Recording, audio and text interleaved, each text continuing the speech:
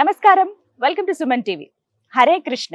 ప్రస్తుతం నేను మహారాష్ట్రలోని ముంబైకి దగ్గరలో ఉన్నటువంటి ఇస్కాన్ సంస్థ వారి గోవర్ధన్ ఇకో విలేజ్ ఆశ్రమం దగ్గర ఉన్నాను. ఆశ్రమంలోకి వెళ్ళి అసలు ఎలా ఉందో చూద్దాము. అంతకంటే ముందు ఒక విషయం చెప్పాలి. ఎప్పటి నుంచో వద్దాం అనుకుంటున్న ప్లేస్ ఇది. చాలా మంది వెయిట్ చేసి ఎప్పుడెప్పుడు చూద్దాం అనుకుంటున్న ప్లేస్ ఇది. సో ఎవరు మిస్ చేసుకోవద్దు. మొత్తం అసలు ఎలా ఉంది ఆశ్రమం అనేది ఈ వీడియోలో నేను మీకు చూపిస్తాను. హైదరాబాద్ నుంచి ఇక్కడికి రావడానికి రీజన్ మెయిన్. సో ఇంకేమాత్రం ఆలస్యం చేయొద్దు, వెళ్ళిపోదామా ఆశ్రమం లోపలికి. ఎలా ఉందో చూద్దాం. అయితే బయట వెహికల్స్ అలౌ చేయరని చెప్పారు. సో చూద్దాం వేరే ఏమన్నా అందుబాటులో ఉన్నాయేమో ఇక్కడ లోపలికి వెళ్ళి చూడడానికి. అలాగే ఆ రాధాకృష్ణుని దర్శనం కూడా చేసుకుందాం. ఈ సుందరమైన ప్రదేశాన్ని చూద్దాం, రండి.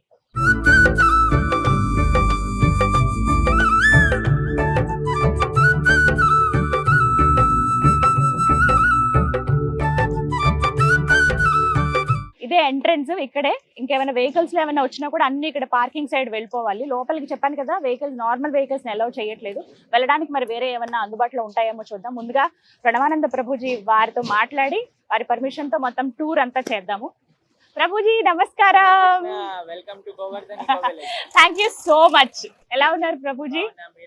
చాలా చాలా బాగున్నాను. Thank you so much. ఇంత అద్భుతమైన ప్లేస్ కి మీరు ఎప్పటి నుంచో రమ్మంటున్నారు, కానీ ఇప్పుడు ఆ కృష్ణుడి పర్మిషన్ మాకు ఇప్పుడు దొరికిందనమాట.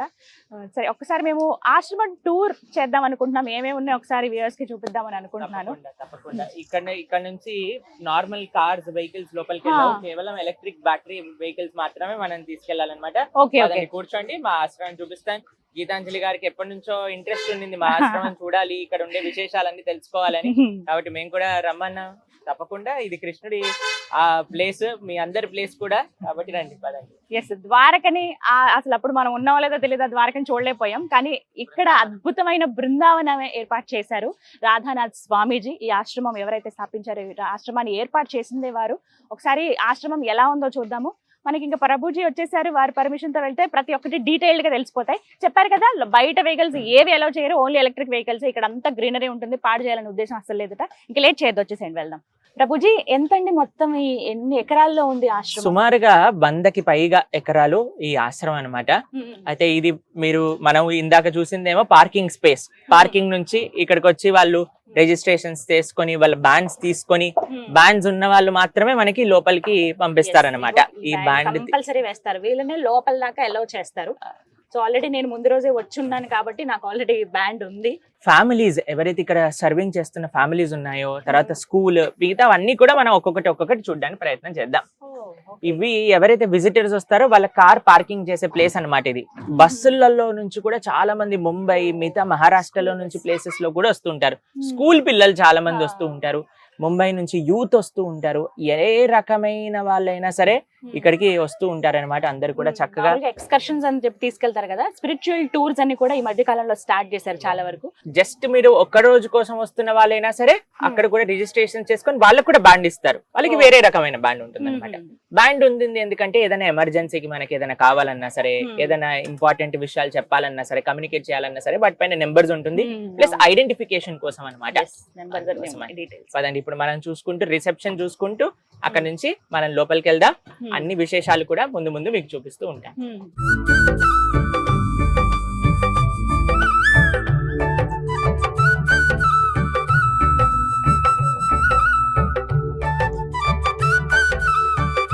ఈ కన్స్ట్రక్షన్స్ అన్ని కూడా ఎంత బాగున్నాయో, మొత్తం పెంకులతోటి కట్టినవి. ఈ కన్స్ట్రక్షన్స్ అన్ని కూడా కంప్రెస్డ్ మడ్ బ్లాక్. ఇది గోవర్ధన్ ఈకో విలేజ్. అంటే ఈ ప్రకృతి మనకేమిచ్చిందో వాటి నుంచి ప్రకృతికి ఒక సమర్పణ చేసే ఒక ఆశ్రమం అన్నమాట. ఎంత వీలైతే అంత మనం మంచిగా ప్రకృతికి దగ్గరగా ఉండేటట్టుగా ఈ ఆశ్రమాన్ని మా గురువు గారు అలానే శ్రీల ప్రభుపాదుల వారి యొక్క ఆశయాల ప్రకారంగా మనం తయారు చేసాం. ఇక్కడ మీరు చూస్తూ ఉంటే ఇదంతా మన నర్సరీ అన్నమాట. ఇక్కడ అన్ని వివిధ చెట్లు, ఎవరైతే విజిటర్స్ వస్తారో ఇవన్నీ ఆర్గానిక్ గా గ్రో చేసిన చెట్లు. ఇవన్నీ కూడా చిన్న నర్సరీ. స్టార్టింగ్ మనకు ఒక నర్సరీ కనపడుతుంటుంది. చెప్పారు కదా, దగ్గర 100కి పైన, అంటే 120-130 ఎకరాల స్థలం ఉంటుంది ఇది. ముందు అసలు ఇలా ఉండేది కాదంట కదా ప్రభుజీ, ఇప్పుడంటే ఇంత డెవలప్మెంట్ ఇలా చూస్తున్నాం. ఎప్పుడైతే మా భక్తులు ఫస్ట్ టైం ఇక్కడికి వచ్చారో 2003-4 ప్రాంతాల్లో ఇది కేవలం ఒక అడవి, రాళ్ళు, అడవి తప్ప ఇంకా ఏం లేదనమాట. ఇప్పుడు మొత్తం చూస్తే ఒక అద్భుతమైన బృందావనమే ఇక్కడ వెనకాలేమో మన ఆశ్రమం ఉంది, మేము ఎక్కడైతే నివసిస్తామో. ఇది మా ఆశ్రమం యొక్క గోశాల. ఇక్కడ 3 ఆవులు ఉన్నాయి. కీర్తిద, ధనలక్ష్మి, రామ. ఒక ఎద్దు, 2 ఆవులు అనమాట. చూడండి ఎంతమంది స్కూల్ పిల్లలు వచ్చారు ఈ రోజు. స్కూల్స్ ఎక్స్కర్షన్ కి వస్తూ ఉంటారు. సాటర్డే సండే అయితే మనకి ఎంత మంది వస్తారో బాంబే లాంటి ప్రదేశాలలో. ఇంకా విదేశాల నుంచి చెప్పే వాళ్ళు అయితే ఇంకా మామూలుగా చెప్పలేము అనమాట. ఎంతో మంది వస్తూ ఉంటారు. కృష్ణ భక్తి ఎక్స్పీరియన్స్ చేయాలి అనుకుంటున్న వాళ్ళందరూ కూడా ఇక్కడికి వస్తారనమాట. ఇదంతా ఇక్కడ ఎవరైతే ఫ్యామిలీస్ నివసిస్తాయో, ఇక్కడ ఉండి సేవ చేస్తారో వాళ్ళందరూ ఉండే ప్రదేశాలు అనమాట ఇవన్నీ కూడా. ఇది కుటుంబ పరంగా ఇక్కడ ఉంటారు. వారు వివిధ సేవలు చేసుకుంటూ ఉంటారనమాట. వాళ్ళ పిల్లలకి సంబంధించిన స్కూల్ మనకి ఇటువైపు చూస్తున్నాం అనమాట. ఇది స్కూల్, వాళ్ళ పిల్లలకి సంబంధించిన స్కూల్.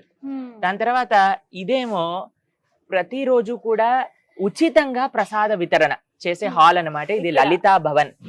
ఇక్కడ ఉచితంగా ప్రతిరోజు వచ్చిన ప్రతి ఒక్కళ్ళకి కూడా భగవత్ ప్రసాదం అనేది ఇక్కడ మనం కల్పిస్తాం అనమాట. ఇక్కడ చూస్తున్నారు కదండి, ఇది వరిష్ఠ వైష్ణవ ఆశ్రమం.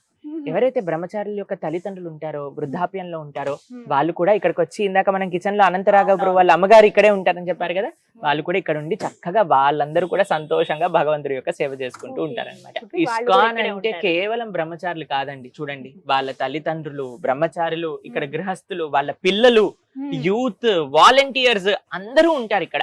నిజంగా నిజంగా చెప్పాలి అని అంటే బ్రహ్మచారుల యొక్క సంఖ్య 1% మాత్రమే ఇస్కాన్ లో. మిగతా వాళ్ళందరూ కూడా మొత్తం ఫ్యామిలీసే. మన ప్రీ ప్రైమరీ సెక్షన్ అన్నమాట. ఒక్కసారి అన్ని స్కూల్ నడుస్తుంది కదా, అన్ని క్లాసులకు వెళ్లకుండా ఒక్కటి చూసేసి వెళ్దాం మనం. పదండి. ఇది మన ప్రీ ప్రైమరీ సెక్షన్ అన్నమాట. చూడండి, ఎక్కడ చూసినా కృష్ణుడి యొక్క పెయింటింగ్స్ ఈ పిల్లలందరూ వేసిన వాళ్ళు. చూడండి ఎంత బాగా చదువుకుంటున్నారు టీచర్స్ తో పాటు. రండి. హరే కృష్ణ, హరే కృష్ణ. చూడండి ఎంత చక్కగా ఇక్కడ మెటీరియల్ ఎడ్యుకేషన్ తో పాటు ఆధ్యాత్మిక ఎడ్యుకేషన్ కూడా. పిల్లలందరూ ఎంత చక్కగా తిలకం పెట్టుకొని యాక్టివిటీస్ చేస్తున్నారు, క్రాఫ్ట్ చేస్తున్నారు. చూడండి, చిన్న చిన్న క్రాఫ్ట్ యాక్టివిటీస్ వాళ్ళతో చేపిస్తూ ఉన్నారు teacher. Hare Krishna. Hi hi. Hare Krishna.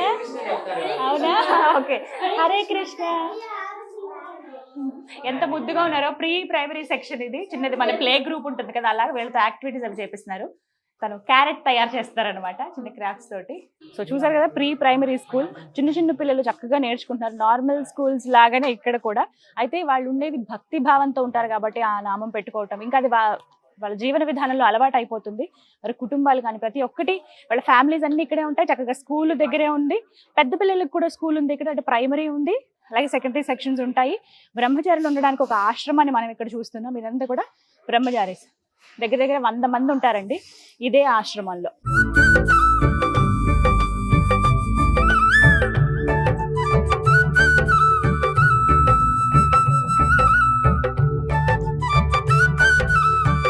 Govardhan eco village లో టీచ్ చేసినటువంటి టీచర్ మనతో పాటు ఉన్నారు, సుకన్య వారి పేరు. వారితో మాట్లాడదాం. నమస్కారం. హరే కృష్ణ. మాతాజీ, ఇక్కడ ఎప్పటి నుంచి మీరు వర్క్ చేస్తున్నారు టీచర్ గా? నాకు 2 years అయింది మాతాజీ. మీరు ఉండేది ఎక్కడ? మీ ఊరు? మా ఊరు యాక్చువల్లీ భీవండి. సో మేము ఇక్కడ షిఫ్ట్ అయినాం. 3 years అయింది. 3 years బ్యాక్ షిఫ్ట్ అయినాం. తర్వాత ఇక్కడనే సేవ, ఇక నేను స్కూల్లో జాయిన్ అయినా. ఇంత చిన్న చిన్న పిల్లలతో చదివిస్తూ ఉంటారు కదా, ఎలా ఉంది ఇక్కడ మీకు వాతావరణం ఈకో విలేజ్ లో? ఇక్కడ వాతావరణం అంటే గోలోక బృందావనంలో ఉన్నట్టు ఎక్స్పీరియన్స్ ఉంటది. మార్నింగ్ లో లేచినాక ఇక్కడ పిల్లలు మంగళారతి చేస్తారు, గురు పూజ చేస్తారు. మొత్తం మా స్కూల్ పెద్ద స్కూల్. తర్వాత ఈ చిన్న చిన్న పిల్లల శ్లోక అవుతుంది పొద్దుగాల, భగవద్గీత శ్లోకాలు. వాళ్ళు దే కెన్ రిసైట్ చేస్తారు శ్లోకాలు. ఎంత మంది చదువుతున్నారు ఇక్కడ పిల్లలు? ఇప్పుడు టోటల్ ప్రీ ప్రైమరీలా యాక్చువల్లీ ఇక్కడ జో కమ్యూనిటీ ఉన్నది, జో స్టాఫ్ ఉన్నారు ఈకో విలేజ్ లో, వాళ్ళ పిల్లలే ఉన్నారు. అందుకే తక్కువ ఉంటది కౌంట్.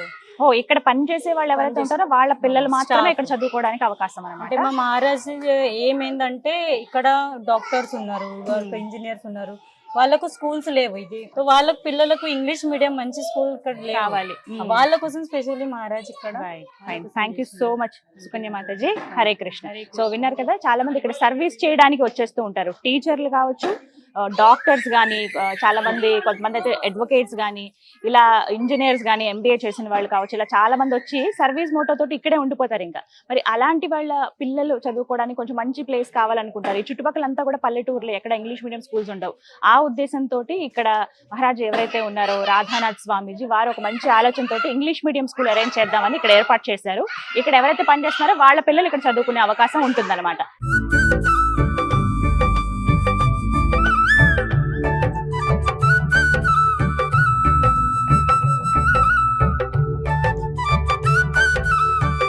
చాలా మంది విజిటర్స్ ని చూస్తున్నాం. నాకు ప్రభుజీ అన్నారు దగ్గర దగ్గర 3000 మంది దాకా రోజు వస్తూనే ఉంటారు, చూస్తూ ఉంటారని. పిల్లలకి ఎక్స్కర్షన్ పేరుతో ఇలా ట్రిప్స్ తీసుకెళ్తున్నారు. ఒక టీచర్ ఉన్నారు, వాళ్ళతో పాటు మొత్తం 100 మంది పిల్లలు వచ్చి ఉన్నారు. ఇప్పుడు మనం బయటికి వెళ్ళాలి, ఫ్రెండ్స్ తోటి గడపాలి, అన్ని చేయొచ్చు, కానీ మంచి ప్రదేశానికి వెళ్ళడానికి ప్రయత్నం చేయాలి. వాళ్ళకి ఒక మంచి విషయాన్ని చూపించినట్టుగా, ఒక మంచి పనులు మనం చేసినట్టుగా ఉండాలన్నమాట. కాబట్టి ఇలాంటి ఆధ్యాత్మిక ప్రదేశాలు, అటువంటి మంచి ట్రిప్స్ కి మీరు ప్లాన్ చేసుకోవచ్చు. ఇక్కడ మీరు ఔటింగ్ రావచ్చు, ఎంత ప్రశాంతంగా. అక్కడ చూడండి కొండలు ఎంత బ్రహ్మాండంగా ఉన్నాయి. వర్షాకాలంలో అయితే ఒక 10 వరకు వాటర్ ఫాల్స్ కూడా మనం ఇక్కడ చూడొచ్చు అనమాట, ఆ మౌంటైన్ మీద నుంచి. బృందావనంలో ఏ విధంగా అయితే ఆలయం ఉంటుందో అదే విధంగా ఇక్కడ కూడా ఆలయాన్ని నిర్మింపజేశారు. ఒకసారి చూడండి, ఎంత అసలు బయట నుంచి చూస్తేనే కళ్ళు చెదిరిపోతున్నాయి. లోపలికి వెళ్ళి దర్శనం చేసుకుంటే ఇంకెంత బాగుంటుందో. ఇవన్నీ కూడా సెపరేట్ వీడియోస్ లో చూపిస్తాను. ఇదంతా దగ్గర దగ్గర 100కు పైగా ఎకరాల్లో ఉన్నటువంటి ఆశ్రమము. ఒక చోట పంటలు కూడా పండుతూ ఉన్నాయి.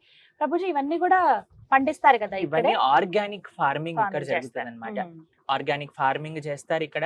ప్రతిదీ కూడా ఈ మొత్తం ఒక జీవన విధానం, ఒక వైదిక పర్యావరణ ఫ్రెండ్లీ జీవన విధానం ఇక్కడ చూడొచ్చు మీరు. అటు ఆర్గానిక్ ఫార్మింగ్, గోరక్ష, భగవంతుడి యొక్క సేవ, పిల్లలు చదువుకోవటం, సమాజానికి సేవ, అతిథుల యొక్క సేవ, భక్తుల యొక్క సేవ, బృందావనం, అన్నీ కూడా ఈ ప్రదేశంలో మనం దర్శనం చేసుకోవచ్చు అన్నమాట.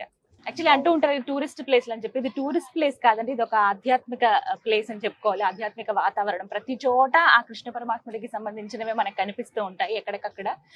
ఇంకా చాలా అద్భుతమైన ప్రదేశాలు ఉన్నాయి లోపలికి వెళితే.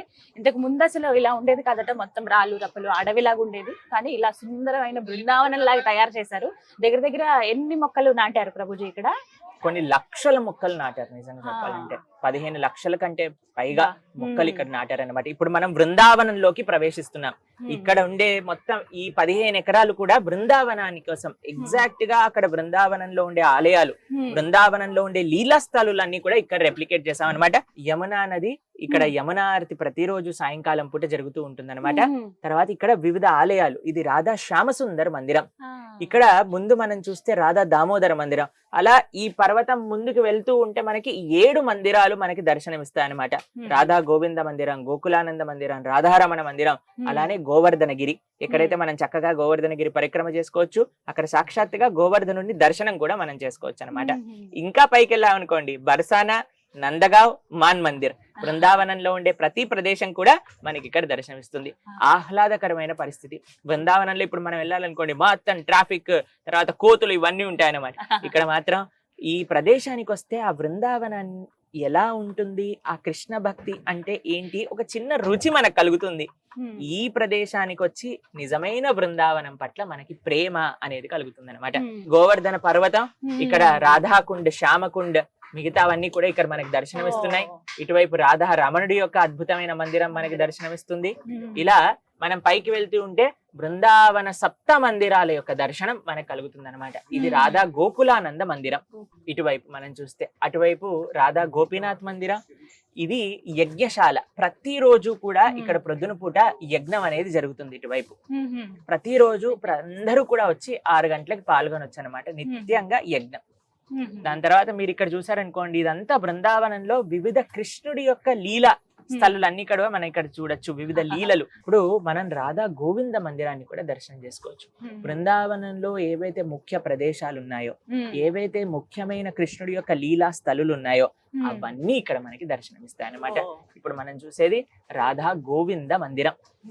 వెనకాల ఇలా మనం వెనకాలకి వెళ్ళామనుకోండి, అన్ని చోట్లకి వెహికల్ కూడా వెళ్ళదు, మనం నడుచుకుంటూ వెళ్ళాలి.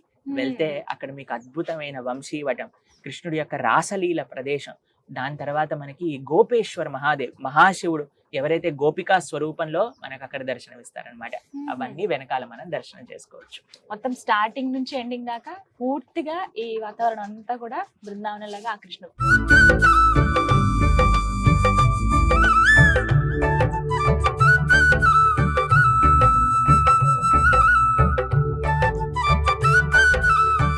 ఎంత సుందరమైన ప్లేస్ అంటే చాలా ఆహ్లాదకరమైన వాతావరణం అండి. ఉదయం నుంచి సాయంత్రం దాకా ఇంకా మనకి సమయమే తెలియదు. ఒకసారి గడిపితే అప్పుడే వచ్చి 2-3 గంటలు అయిపోయిందా అని అనిపిస్తుంది ఆ భావన. మనకుండే ఆ బిజీ లైఫ్ లో ఆ రణగొనధనులు వాటన్నిటికీ దూరంగా వచ్చేసాము. ముంబై నుంచి ఒక 100 కిలోమీటర్స్ ఉంటుంది. 2.5 అవర్స్ జర్నీ అక్కడి నుంచి వస్తే ఇక వేరే వాతావరణంలోకి, వేరే లోకంలోకి మనం వెళ్ళిపోయినట్టే. ఆ కృష్ణ పరమాత్ముడి సన్నిధిలోకి, ఆయన ఆవరణలోకి మనం వచ్చేసామన్నమాట. ఆయన శక్తి అలా మనల్ని లాక్కుంటుంది. ఇంకేవి గుర్తురావు కూడా. ఎంత బాగుందో ఈ ప్లేస్. ఇవన్నీ కూడా చిన్న చిన్న టెంపుల్స్. ఆ కృష్ణ పరమాత్ముడు, ఆ రాధాదేవి వీరికి సంబంధించినటువంటి గుళ్ళు మనకి అడుగడుగునా కనిపిస్తూ ఉంటాయి అన్నమాట. మనం నడుచుకుని వెళ్లే మార్గం ఉంది కొన్ని చోట్లకి, అలాగే ఇలా వెహికల్స్ లో కూడా వెళ్ళొచ్చు. పెద్ద పెద్ద వాళ్ళు, ఏజ్డ్ పీపుల్ కూడా వస్తూ ఉంటారు. చాలా మంది అయితే నడుచుకుని వెళ్ళిపోతూ ఉంటారు. లేదు మేము ఒక్కసారి కంప్లీట్ గా ఆశ్రమం చూద్దాం అనుకునే వాళ్ళు ఇలా ఎలక్ట్రిక్ వెహికల్స్ లో వెళ్ళొచ్చు అనమాట. అలాంటి వాళ్ళు మనం ఇలా వెళ్తూ ఉంటే గమనించవచ్చు, రోడ్డుకి అటు ఇటు 2 పక్కల మార్గానికి అటువైపులా ఇటువైపున కూడా పచ్చని చెట్లు ఇవన్నీ కూడా స్వయంగా నాటినవి. ముందు చాలా దట్టమైన అడవిలాగా ఉండేది. వాటన్నిటిని క్లియర్ చేసి, రాళ్ళు రెప్పలు ఇవన్నీ క్లియర్ చేసి ఇంత అందమైన సుందరమైన బృందావనం లాగా తయారు చేశారనమాట. ఫారినర్స్ వీళ్ళందరూ ఏంటంటే, చాలా మంది మధ్య మధ్యలో మనకి కొంతమంది ఫారినర్స్ కనబడుతూ ఉంటారు. వాళ్ళ చేతిలో జపమాల ఉంటుంది. వాళ్ళు ఏంటంటే ప్రతినిత్యం హరే కృష్ణ హరే కృష్ణ అది ఇంకా అనుకుంటూనే ఉంటారు అనమాట. ఆ జపం చేస్తూనే ఉంటారు. వాళ్ళకి ఇంకా అదే పని. చాలా మంది వాళ్ళ ఉద్యోగాలకి సెలవు పెట్టుకుని మరి 2-3 నెలలు ఇక్కడ ఆశ్రమంలో ఉండిపోతారు.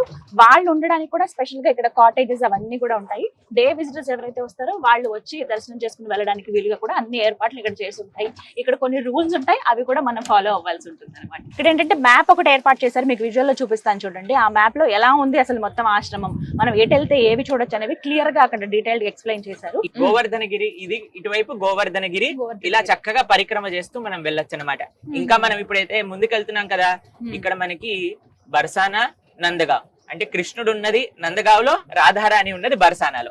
ఆ రెండు కూడా మనం ముందు ముందు వెళ్తూ ఉంటే మనకు కనిపిస్తుంది. చూడండి ఎంత ఆహ్లాదకరమైన పచ్చటి వాతావరణం, ఎంతో ప్రశాంతమైన ప్రదేశం. నిన్న మాతాజీ అన్నారు వినాలన్నా సరే ఏ సౌండ్లు వినిపించట్లేదు ఇక్కడ. కాబట్టి కేవలం పక్షుల యొక్క శబ్దాలు, భగవంతుడి యొక్క నామస్మరణ యొక్క శబ్దాలు తప్ప ఇంకా ఏవి వినిపించవు ఇక్కడ మనకి. ఇది నందగావ్. ఇలా పైకి వెళ్తే నందగావ్. ఇక్కడ నుంచి 6 ఎకరాలు ఆర్గానిక్ ఫార్మింగ్ అన్నమాట. అక్కడ అన్ని కూడా ఆర్గానిక్ వేలో పంటలు పండిస్తూ ఉంటారు. అది భగవంతుడికి భక్తుల యొక్క సేవలో వినియోగిస్తూ ఉంటారు అనమాట. ఇక్కడ మనం ఇలా పైకి వెళ్తే బర్సానా వస్తుంది అనమాట. ఇటువైపు కృష్ణుడు ఉన్న ప్రదేశం, ఇటువైపు రాధారాణి ఉన్న ప్రదేశం. ఇక్కడంతా కూడా రాధా బృందావన్ బిహారీ, మన భగవంతుడికి ఏవైతే పుష్పాలు కైంకర్యంగా సేవగా వినియోగిస్తామో అవి పండించే ప్రదేశం అన్నమాట. ఆర్గానిక్ గా ఇక్కడ అన్ని పుష్పాలు పండించి, భక్తులే పండించి, భక్తులే కోసి, భక్తులే తమ సొంత చేతులతో మాలలు కట్టి భగవంతుడికి సమర్పణ చేస్తారు. ఇది సాయిల్ బయోడైవర్సిటీ ప్లాంట్ అన్నమాట. ఇక్కడ ఏవైతే ఇక్కడ ఉండే వేస్ట్ వాటర్స్ మొత్తం కూడా కలెక్ట్ అయ్యి ఈ ప్లాంట్ లో ప్యూరిఫై అయ్యి, ఆ ప్యూరిఫైడ్ వాటర్ ఇరిగేషన్ కి యూజ్ అవుతుంది. అలానే ఇక్కడ ఒక ప్లాస్టిక్ రిఫైనింగ్ ప్లాంట్ కూడా ఉంది.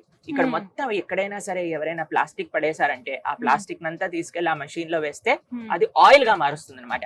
ఆ ఆయిల్ ని చక్కగా మళ్ళీ మనం కిరోసిన్, పెట్రోల్ తో కలిపి ఇక్కడ ఉండే జనరేటర్స్, మోటార్స్ నడిపించడానికి యూజ్ చేస్తూ ఉంటాం. కాబట్టి మొత్తం ప్లాస్టిక్ ఫ్రీ, తర్వాత ఎన్వైరన్మెంటల్ ఫ్రెండ్లీ అన్నమాట.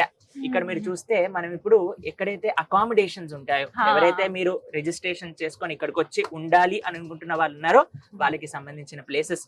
ఇది మహావన్, ఇక్కడ గోకుల్ కుటీర్, అన్ని కూడా కృష్ణ సంబంధమే. ఇక్కడ ఇవి మహావన్ కాటేజ్, అక్కడ గోకుల్ కుటీర్ అన్నమాట. ఇది కూడా ఒక నర్సరీ. ఇక్కడ కూడా మీరు ఏవైతే ప్లాంట్స్ కావాలన్నా సరే, మీకు ఏదైనా మొక్కలు కావాలన్నా సరే ఇక్కడ నుంచి తీసుకెళ్ళచ్చు. ఇదంతా కూడా నర్సరీ అన్నమాట. ఇవన్నీ కూడా ఆర్గానిక్ గా ఉన్నవే.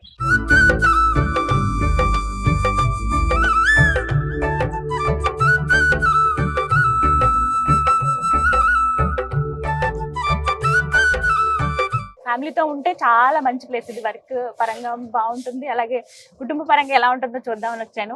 ఎక్కడికి వెళ్ళలేదు మామూలుగా, ఏవేవో టూర్స్ వెళ్లే బదులు ఇలా ఇక్కడికి వస్తే బాగుంటుంది అనిపించింది. ఇక్కడ మనం చూసేదేమో బృందావన్ కాటేజ్, ఇటువైపు బృందావన్ కాటేజ్, ఇటువైపు గోకుల్ కాటేజ్. ఇది సత్సంగ భవనం, ఎక్కడైతే ఆధ్యాత్మిక ప్రవచనాలన్నీ కూడా ఇక్కడ జరుగుతూ ఉంటాయన్నమాట. మిగతా ఎవరైతే గురువులు వస్తారో వాళ్ళందరూ కూడా ఇక్కడ చక్కగా ప్రవచనాలు చేస్తూ ఉంటారు. అక్కడ అందరు డివోటీస్ కూడా అటెండ్ అవుతూ ఉంటారన్నమాట. ఇప్పుడు మనం ఇంకా లోపలికి వెళ్తూ ఉంటే ఇటువైపు గోవిందాస్, ఎక్కడైతే ప్రసాదాన్ని వచ్చిన గెస్ట్ అందరూ కూడా తీసుకోవచ్చో ఇక్కడ గిఫ్ట్ షాప్ కూడా ఉంటుంది. ఇంకా మనకి లోపలికి వెళ్తున్నా ఇక్కడ అనిమల్ షెల్టర్, గోశాల, తర్వాత టెంట్ హౌసెస్ కూడా మనకి ఇక్కడ దర్శనం ఇస్తాయి. ఇక్కడ మనకి ఆయుర్వేద ఫెసిలిటీ కూడా ఉంది. ఎవరైనా ఆయుర్వేద ట్రీట్మెంట్ కోసం 1 రోజులు 21 రోజులు పంచకర్మ వంటి ట్రీట్మెంట్స్ చేసుకుంటారు కదా, వాళ్ళు కూడా ఇక్కడికి వచ్చి ఇక్కడే ఉండి ఇక్కడ ఆయుర్వేదాలో చక్కగా ట్రీట్మెంట్ తీసుకుంటారు.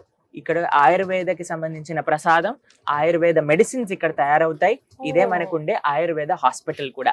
ఇక్కడ రెసిడెంట్ డాక్టర్స్ ఉన్నారు, వాళ్ళందరూ కూడా చక్కగా ఇక్కడ ఆయుర్వేదిక్ ట్రీట్మెంట్ చేయిస్తారు. వాళ్ళే ఇక్కడ ఇంకా సర్వీస్ చేస్తారన్నమాట. తర్వాత ఇక్కడ మనకి స్విమ్మింగ్ పూల్ కూడా ఉందన్నమాట పిల్లల కోసం అని.